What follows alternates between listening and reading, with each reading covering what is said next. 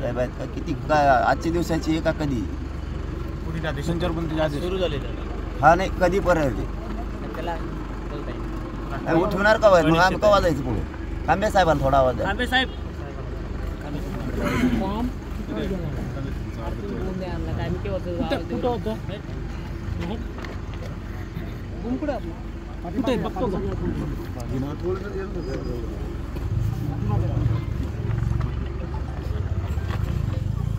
आम्हाला हे रात्रीच कळालं होतं हे पुढं गेल्याच्या नंतर करणार आहे.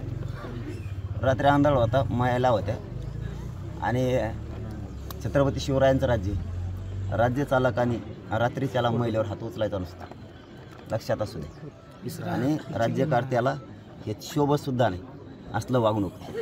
हे रात्री त्याला त्या चोंडळ्याजवळ बघितल्या असत्या 350 गाड्या होत्या 350 एक अर्धी नाही. तुम्ही शूट बी केल्या असत्या रात्री त्या. आणि जर तिथं महिलांवरती काही त्यांना खर्चटलं असतं तर हे राज्य पेटलं असतं. आणखीन देवेंद्र फडणवीस शान होय मला रात्री राज्य पेटून द्यायचं नव्हतं. तू 100% रात्री महिलांवरती हात उचलायला लावणार होता. पण मी आंदोलन चालवतोय उगाच यशस्वी झालो नाही. तुझे डाव ओळखून आहे मी तुझ्यात किती दम येईन काय आता पुढं कळत की दिवसभरासाठी आहे का पुढील आदेशापर्यंत नाही. मग आता आम्ही पुढं जायचं का नाही थांबवा सांसावा बरं. अरे यांचा दोष आहे का? यांचा दोष आहे का ते भ्यायला लागलं यांचं काय हे उद्या आपल्यातले हे आपल्या पंक्तीत जेवलेत रात्री ते कलेक्टर सुद्धा काढू शकत नाही. हा कधी काळी खरं म्हणायचं किंवा देवेंद्र फडणवीसच्या जर तो म्हणला नाही तर खरंच कलेक्टर करण का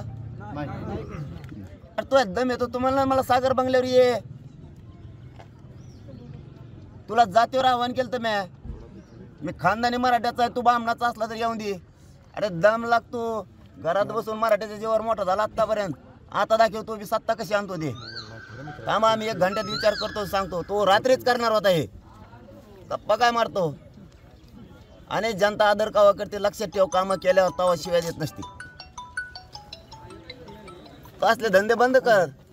आता संचारबंदीचं कायला पुढे कसं संचारबंदीमध्ये आपल्याला कोणालाही एकत्र जमता येणार नाही. हालचाली म्हणजे बाहेर फिरता येणार नाही. मोबाईल मागे घेणार आहे बाहेर म्हणजे बाहेर फिरता येणार नाही रोडवरती रस्त्यावरती सगळी गावात बी नाही मुवमेंट नाही करता येणार.